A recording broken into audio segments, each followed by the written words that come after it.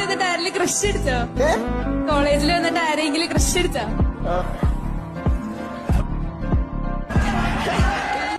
കാത്തെല്ലാം കാതലാകും കാലമേ നിന്ന് കറുപ്പും വെളുപ്പും കറുപ്പും വെളുപ്പൊന്ന് ഞാൻ നല്ലോണം വെളുത്തിട്ടൊന്നല്ലോ. അപ്പൊ എനിക്ക് അങ്ങനത്തെ പ്രശ്നങ്ങളൊന്നുമില്ല.